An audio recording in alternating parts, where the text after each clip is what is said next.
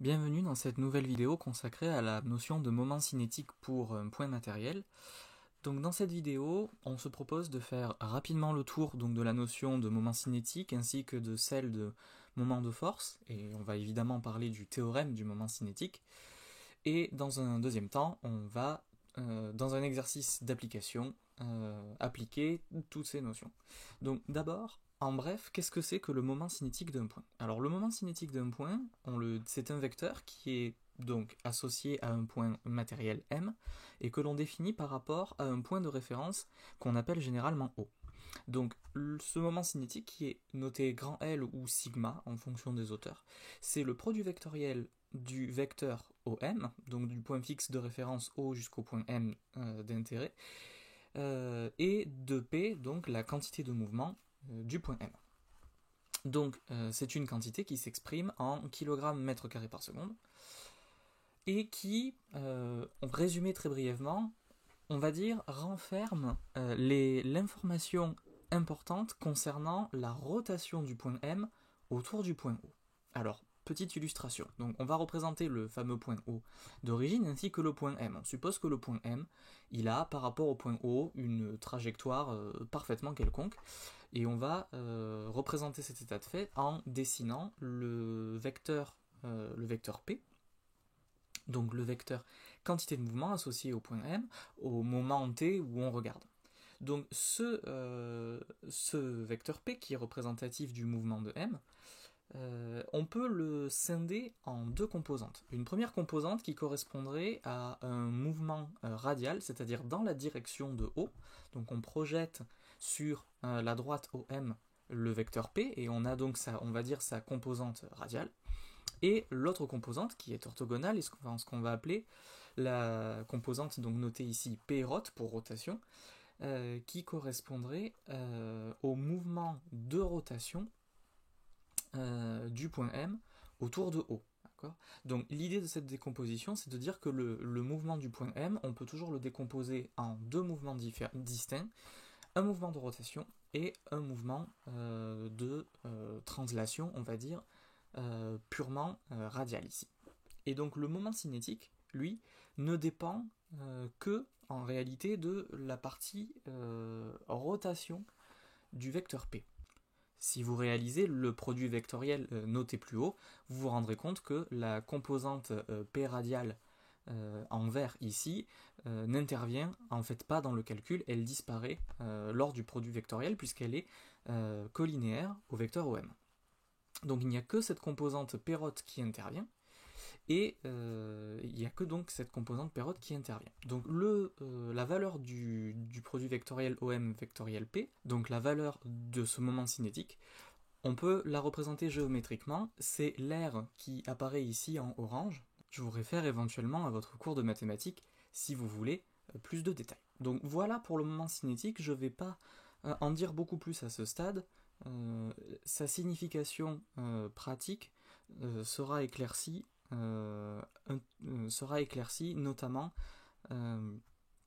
quand on va voir le théorème du moment cinétique. Donc parlons maintenant de ce qu'on appelle le moment d'une force. Donc par définition, le moment d'une force F, là encore, par rapport à un point O de référence, la force F s'exerçant sur un point M, c'est le produit vectoriel OM par la force F. Alors attention ici, même si la forme de cette expression ressemble à celle qu'on a vue précédemment, le moment d'une force, ce n'est pas un moment cinétique. Ce sont deux grandeurs qui ne sont pas homogènes entre elles. Le moment d'une force, c'est homogène à des newtons-mètres, et ce n'est pas le cas d'un moment cinétique, on y reviendra. Donc, qu'est-ce que ça représente, le moment d'une force? En résumé, ça représente l'efficacité avec laquelle la force F va réussir à faire tourner le point M par rapport autour du point O. Alors on va prendre un exemple, pas appliqué à un seul point matériel, mais appliqué à un ensemble de points matériels, donc à un solide. On verra plus tard dans le cours que le formalisme est quasiment le même. Donc là, le solide qu'on va étudier, c'est une simple porte qui est capable de pivoter autour donc de Ségon, ici symbolisé par l'axe delta. Et sur cette porte, on va appliquer deux pressions différentes, deux pressions identiques mais à des endroits différents. La première pression, on va l'exercer au niveau de la poignée de la porte, c'est la petite main verte symbolisée ici, et la deuxième pression, identique, on va l'exercer cette fois beaucoup plus près de l'axe delta. Voyons voir vu du dessus donc à quoi ça correspond. Donc le point O est un point de l'axe delta, et la ligne blanche ici correspond à la porte vue du dessus. Donc on va représenter nos deux actions, nos deux poussées. Au niveau du point R, c'est la poussée de la main coloriée en rouge, et au niveau du point V, c'est la poussée de la main coloriée en vert. Si on représente graphiquement la valeur du moment de ces forces, donc graphiquement la valeur de ces produits vectoriels, pour le vecteur rouge ici, ça va représenter l'aire qui correspond au rectangle ici, donc de base OR et de hauteur F. D'accord. Et si on représente la valeur de ce moment pour la force exercée au niveau du point V, eh bien on va se rendre compte que la valeur de ce moment est bien entendu beaucoup plus grande. Et la conséquence pratique, ça va être que pour une poussée équivalente au niveau de la porte, eh bien cette dernière va pivoter beaucoup plus si vous appuyez au niveau de la poussée que si vous appuyez au niveau des gonds. C'est une expérience que vous avez pu déjà faire dans votre vie. Quand vous essayez de pousser une porte en appuyant trop près de l'axe de la porte, vous devez énormément appuyer pour que la porte bouge ne serait-ce qu'un tout petit peu, alors que si vous appuyez de l'autre côté, c'est beaucoup plus facile. Donc voilà ce que c'est que la signification physique, grosso modo, du moment d'une force. Alors, dans les situations qu'on a vues jusqu'ici, on avait, pour les représentations des moments, là, ces rectangles colorés, c'était facile de se représenter graphiquement la valeur du moment d'une force, parce que les forces étaient toujours orthogonales au vecteur OM étudié. Donc ça simplifie les explications et ça simplifie les tracés ici.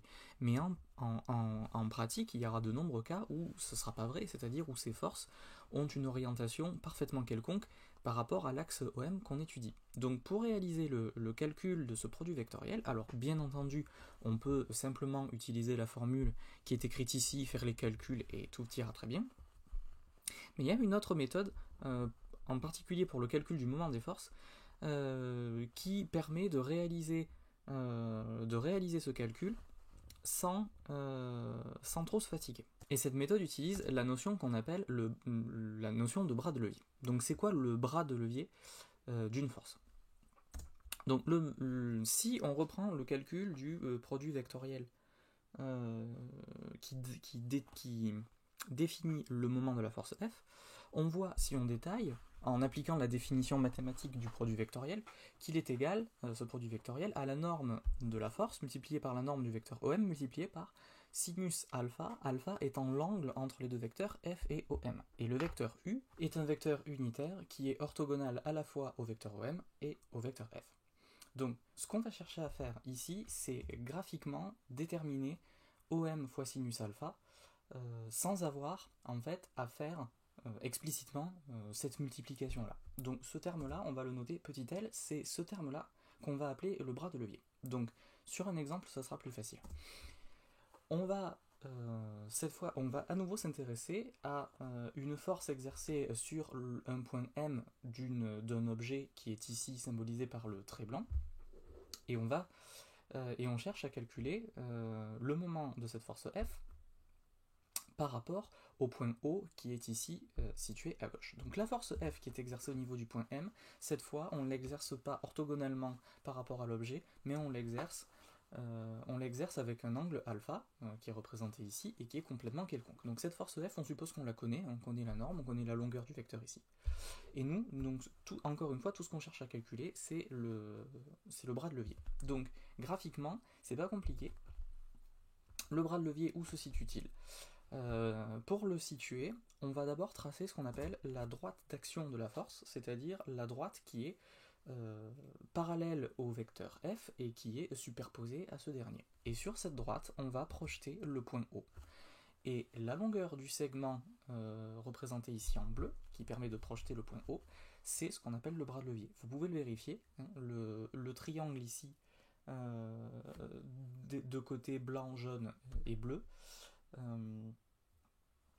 est un triangle rectangle, et l'angle alpha, évidemment, il se répercute ici sur l'angle à droite, et donc vous pouvez vérifier que le côté en bleu est bien égal à la longueur OM, qui est l'hypoténuse du triangle, multipliée par le sinus alpha. Et donc, il correspond bien au bras de levier. Donc ça, c'est une manière graphique de représenter ce fameux bras de levier, éventuellement de se rappeler comment on fait pour le calculer, et de voir graphiquement, rapidement, l'efficacité d'une poussée, l'efficacité d'une poussée exercée en un point donné. Donc c'est une astuce dont il est bon de se rappeler. Voilà. Maintenant qu'on a posé tout ça, voyons voir ce qu'on peut dire sur le théorème du moment cinétique. Donc il nous dit que la dérivée du moment cinétique par rapport au point O appliqué à un point M est égale à la somme des moments des forces calculés par rapport à ce point O, appliqué évidemment au même point M. Donc l'interprétation de ce théorème, c'est essentiellement de dire que si vous voulez altérer la rotation d'un point M par rapport au point O, donc c'est-à-dire si vous voulez ralentir une rotation, créer une rotation, accélérer une rotation par rapport à ce point, il faut que les forces que vous exercez sur le point M aient un moment. Voilà, et que la somme de ces moments, évidemment, soit non nulle. Si vous voulez, le théorème du moment cinétique, c'est l'équivalent du PFD, mais uniquement appliqué aux rotations. Voilà. Donc, si les forces que vous exercez n'ont pas de moment, ça signifie que si vous avez une rotation, elle va perdurer, et s'il n'y a pas de rotation, vous n'allez pas en créer. Voilà. Et j'insiste encore une fois, et ça se voit bien sur l'équation ici, le moment cinétique L0 et le moment d'une force M0 n'ont pas la même dimension, c'est très clair sur cette équation, et ce sont des termes qui ont un sens différent, même si leur expression, leur formule est proche. Ne confondez pas moment cinétique et moment d'une force. Voilà, pour les rappels théoriques, je m'en tiendrai à ça. Évidemment, tous les détails sont dans votre poly de cours. On va passer tout de suite à une application qui va nous permettre de manipuler un petit peu toutes ces notions. Je vous propose donc de faire l'exercice suivant. Considérons une petite fille qui fait tourner un petit dinosaure en bois au niveau du sol. On suppose que le petit dinosaure a des roulettes, et donc elle fait tourner ce petit dinosaure autour d'elle en faisant décrire à ce dinosaure un cercle centré sur la petite fille. Donc on va modéliser ce système comme suit. Donc on a la petite fille qu'on suppose ponctuelle, placée au point O, le dinosaure M qu'on va aussi supposer ponctuel. La longueur de la corde tendue est égale à 1 mètre. On va supposer, pour simplifier le problème, que petite fille et dinosaure sont tous les deux situés dans le même plan et que la corde est horizontale. Et on voit ici que la trajectoire décrite par le dinosaure est circulaire. On donne comme donnée numérique une masse de 100 grammes pour le dinosaure et une vitesse de 10 cm par seconde. Les questions qu'on pose sont les suivantes. D'abord, on demande de calculer le moment cinétique du point M par rapport à O, puis par rapport à l'axe vertical OZ qui est ici orthogonal au tableau. La deuxième question est la suivante. La petite fille diminue la longueur de la corde de moitié en tirant sur sa corde. Que devient le moment cinétique et que devient la vitesse du point M? Et enfin, quelle force provoque l'augmentation de vitesse que l'on va déterminer dans la question précédente, et faire un commentaire. Donc je vous laisse un peu de temps éventuellement pour essayer de résoudre cet exercice. Vous pouvez mettre en pause cette vidéo, et dans les diapositives suivantes, je vais vous proposer une correction succincte de cet exercice. Intéressons-nous donc à la première question, le calcul du moment cinétique du point M par rapport au point O. Donc, pour faire le calcul, posons simplement la formule du moment cinétique. Donc OM vectoriel l'impulsion, donc M fois V. Ici, comme on a un système qui tourne, on va utiliser des coordonnées polaires pour décrire le système. Et on peut donc alors écrire le moment cinétique comme étant donc le vecteur OM c'est L fois UR et l'impulsion c'est M fois L θ point Uθ. Donc en faisant le produit vectoriel, tous les termes scalaires peuvent passer devant et le produit vectoriel de UR par Uθ donne UZ et on obtient donc le moment cinétique du point M par rapport au point O qui vaut ml carré θ point UZ. Bien entendu ici je vais vite, mais étant donné que c'est un exercice de mécanique, vous sur votre feuille de papier, vous n'avez bien entendu pas oublié de dire que le système étudié c'était le petit dinosaure, que le référentiel était terrestre supposé galiléen, et vous n'avez pas manqué de faire un bilan des forces sur lequel nous reviendrons dans la question d'après. On vous demande ensuite de calculer le moment cinétique par rapport à l'axe vertical UZ. Donc en fait pour faire ça, il suffit tout simplement de projeter le moment cinétique sur l'axe UZ en question, donc de faire le produit scalaire par le vecteur unitaire UZ. Donc on obtient tout simplement ici ml carré θ point. Et pour faire le calcul numérique, on se rend compte ici que L fois θ point, c'est la vitesse V qu'on vous a donnée, et donc l'application numérique donne ici 10 puissance moins 2 kg mètre carré par seconde. Intéressons-nous maintenant à la deuxième question. La petite fille diminue la longueur de la corde de moitié. Que se passe-t-il pour le moment cinétique? Donc pour savoir ce qui se passe pour le moment cinétique, regardons la situation de plus près. Pour diminuer la longueur de la corde, ce que va faire la petite fille, c'est qu'elle va, elle va ramener la corde par exemple avec une petite manivelle, par exemple, comme ce qu'on peut trouver pour les cannes à pêche ou les cerfs-volants. Ou simplement elle va tirer dessus, donc elle va exercer sur le petit dinosaure une force radiale, donc elle va augmenter, si vous voulez, la tension exercée par le fil sur le dinosaure. Donc on va utiliser donc, le théorème du moment cinétique, appliqué au point M par rapport à l'axe OZ, pendant l'intervalle de temps où la petite fille va effectivement diminuer la longueur de la corde, et on va voir comment cette action supplémentaire va modifier le moment cinétique. Donc l'application du théorème du moment cinétique donne la relation suivante, donc la dérivée du moment cinétique par rapport à l'axe OZ est égale à la somme des moments des différentes forces exercées sur le point M que l'on étudie. Remarquez ici que je n'ai pas mis de vecteur, d'accord ? On étudie les moments cinétiques par rapport à un axe, ici l'axe vertical, c'est-à-dire des moments qui ont déjà été projetés. C'est pour ça qu'il n'y a pas les vecteurs sur grand L et sur grand M. Donc les trois forces ici sont les trois forces que vous avez dû sont les forces du bilan, donc le poids et la réaction normale que vous avez dû a priori tous trouver, et j'espère que vous n'avez pas oublié la force de tension, petit f exercée par le fil sur le point M.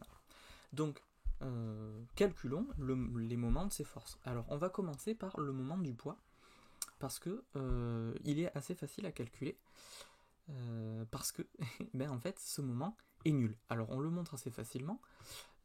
Si on fait le calcul du moment du poids, alors on obtient donc le vecteur OM c'est L fois UR, vectoriel le poids, moins mguz, ce qui nous donne mgl uθ. Et donc ce moment projeté sur l'axe uz donne bien 0. Le même genre de calcul montrera que la réaction normale, qui est elle aussi verticale, aura un moment par rapport à l'axe OZ qui est nul. Donc on peut se débarrasser déjà de ces deux moments. Ils n'ont pas de composante. Les moments de ces forces n'ont pas de composante suivant l'axe OZ.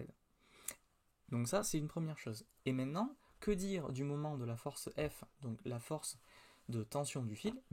En fait, lui, il est encore plus facile à traiter que les deux autres, parce que la force F, elle est forcément collinéaire au fil, donc elle est collinéaire au vecteur OM, et donc par définition du moment cinétique, du moment d'une force, du moment de la force F, OM vectoriel F, comme OM et F sont collinéaires, le moment est nul, et donc en particulier sa projection sur l'axe UZ.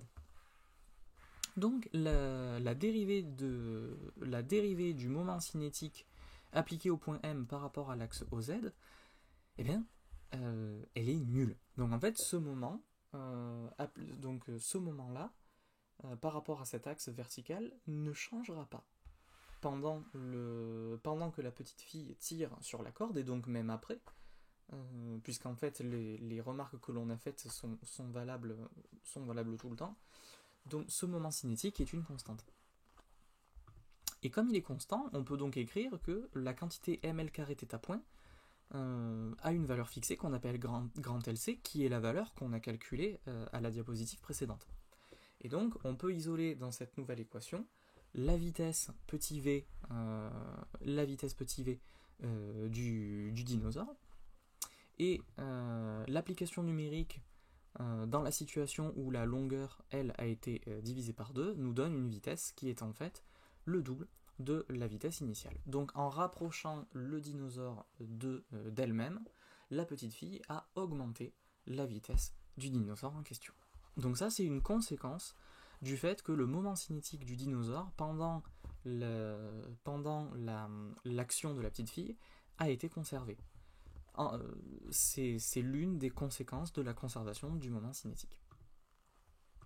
Dernière question, qui est plus une petite remarque pour ceux d'entre vous qui ont peut-être été interloqués par un point. La force qui provoque l'augmentation de vitesse, c'est bien entendu la force de tension du fil, puisque c'est en tirant que la petite fille a donné de l'énergie au point M.